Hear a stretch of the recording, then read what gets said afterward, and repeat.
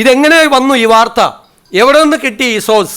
വെച്ച നുണ സത്യമെന്ന മട്ടിൽ അവതരിപ്പിക്കാനുള്ള അസാധാരണ സിദ്ധി നമ്മുടെ മുഖ്യമന്ത്രിക്ക് ഉണ്ടെന്ന് നേരത്തെ പറയുകയുണ്ടായി. വസ്തുത ഇതായിരിക്കുമ്പോഴാണ് പച്ച കള്ളം പറഞ്ഞ് ദേശാഭിമാനിയെയും പാർട്ടി നേതൃത്വത്തെയും ഇതിന്റെ ഭാഗമായി വലിച്ചിഴക്കാൻ ശ്രമിക്കുന്നത്.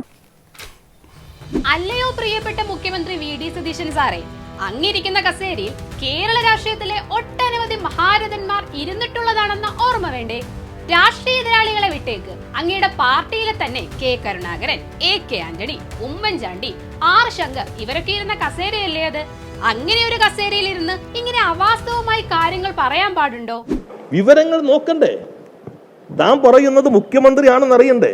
ഇന്നത്തെ വാർത്താ സമ്മേളനത്തിൽ മുഖ്യമന്ത്രി വി ഡി സതീശൻ ഒരു പച്ച നുണയങ്ങ് കാച്ചി. വിഴിഞ്ഞം അന്താരാഷ്ട്ര തുറമുഖത്തിന്റെ ഓഹരി കൈമാറ്റവുമായി ബന്ധപ്പെട്ട് ആദ്യം വാർത്ത വന്നത് ദേശാഭിമാനിയിൽ ആണെന്ന് പത്രമൊക്കെ ഉയർത്തിക്കാട്ടി ആധികാരികമായി എക്സ്പ്രഷനൊക്കെ ഇട്ട് മുഖ്യമന്ത്രി പ്രസ്താവിച്ചു. അതുമാത്രമല്ല, ആ വാർത്തയുടെ സോഴ്സ് സർക്കാരാണെന്ന് പറഞ്ഞു. ജൂൺ 5 2026 ദേശാഭിമാനി പത്രം, വിഴിഞ്ഞത്ത് വരും MSC ടെർമിനൽ, ഓഹരി വാങ്ങാനുള്ള ചർച്ച വേഗത്തിലാക്കി. ജൂൺ 5 ഞങ്ങളുടെ MD അവിടെ ചാർജ് എടുക്കുന്നത് ജൂൺ 11 അതിനു മുമ്പ് അറിയാമായിരുന്ന ഏക പത്രം ദേശാഭിമാനിയാണ്. ദേശാഭിമാനിയുടെ സോഴ്സ് എന്താണ്? ഗവൺമെന്റാണ് ദേശാഭിമാനിയുടെ സോഴ്സ്. ഇതെങ്ങനെ വന്നു ഈ വാർത്ത? എവിടെ നിന്ന് കിട്ടി ഈ സോഴ്സ്? അദാനിയുടെ ഓഹരി കൈമാറ്റം സംബന്ധിച്ച് പ്രതിരോധത്തിലായിരുന്ന വി ഡി സതീശൻ പറഞ്ഞ അവാസ്തവമായ പ്രസ്താവനയ്ക്ക് മിനിറ്റുകളുടെ ആയുസ് മാത്രമേ ഉണ്ടായിരുന്നുള്ളൂ. കാരണം ഓഹരി കൈമാറ്റം സംബന്ധിച്ച വാർത്ത ആദ്യം ചെയ്തത് മാതൃഭൂമിയും എക്കണോമിക് ടൈംസും ഒക്കെയാണെന്ന വിവരം അധികം വൈകാതെ തന്നെ പുറത്തു വന്നു. ആദ്യം പ്രസിദ്ധീകരിച്ചത് ദേശാഭിമാനി പത്രമല്ല, ജൂൺ 1 എക്കണോമിക്സ് ടൈംസ് ആണ് ഈ വാർത്ത ആദ്യം പ്രസിദ്ധീകരിച്ചത്. അതിനുശേഷം ജൂൺ 3 മാതൃഭൂമിയുടെ ബാക്ക് പേജിൽ ഈ വാർത്ത വലിയ പ്രാധാന്യത്തോടെ അവർ നൽകിയിട്ടുണ്ട്. വിഴിഞ്ഞം തുറമുഖം കമ്പനിയുടെ 49% ഓഹരി മെഡിറ്ററേനിയൻ ഷിപ്പിംഗ് കമ്പനി അഥവാ MSCക്ക് കൈമാറുന്നതിനെ കുറിച്ച് ദേശാഭിമാനിക്ക് അറിയാമായിരുന്നുവെന്ന് സ്ഥാപിക്കാനായിരുന്നു സതീശന്റെ വൃഥാശ്രമം.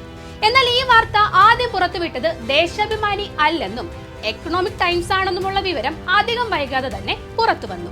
ജൂൺ 1 വന്ന ഈ വാർത്ത പിന്നീട് ജൂൺ 3 മാതൃഭൂമിയിൽ ഏറ്റെടുത്തു. അതിനും 2 ദിവസം കഴിഞ്ഞാണ് ദേശാഭിമാനിയിൽ ഈ വാർത്ത വന്നത്. അദാനി കമ്പനിയിൽ MSCക്ക് ഓഹരി പങ്കാളിത്തം പരിഗണനയിൽ എന്ന ഹെഡിങ്ങോടെയാണ് മാതൃഭൂമിയിലെ വാർത്ത. തുറമുഖ നടത്തിപ്പിൽ MSCക്ക് ഓഹരി പങ്കാളിത്തം നൽകിയുള്ള സഹകരണമാണ് അദാനി കമ്പനി ലക്ഷ്യമിടുന്നതെന്നും ഇക്കാര്യത്തിൽ ഇരു കമ്പനിയും ചർച്ചകൾ തുടങ്ങിയതായാണ് സൂചനയെന്നും മാതൃഭൂമി വ്യക്തമായി വാർത്തയിൽ പറയുന്നുണ്ട്.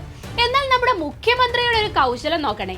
എക്കണോമിക്സ് ടൈംസിലെയും മാതൃഭൂമിയിലെയും വാർത്ത കാണാതെ ദേശാഭിമാനിയാണ് ഈ വാർത്ത ആദ്യം ചെയ്തതെന്ന് അദ്ദേഹം പച്ചയ്ക്കങ്ങ് പറഞ്ഞു. ഇതിലൂടെ LDF സർക്കാരിന് ഓഹരി കൈമാറ്റം അറിയാമായിരുന്നുവെന്ന് സ്ഥാപിക്കാനായിരുന്നു സതീശൻ ലക്ഷ്യമിട്ടത്.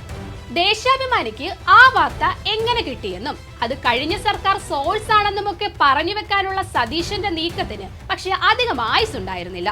വിഴിഞ്ഞം ഓഹരി കൈമാറ്റത്തിലേക്ക് നയിച്ചതെന്ന് സംശയിക്കുന്ന സതീശന്റെ മംഗലാപുരം യാത്രയും ഇതുമായി ബന്ധപ്പെട്ട സുപ്രധാന വകുപ്പുകൾ കൈവശം വെച്ചതുമൊക്കെ ഇതിനോടകം തന്നെ ചർച്ചയായി മാറിയതാണ്.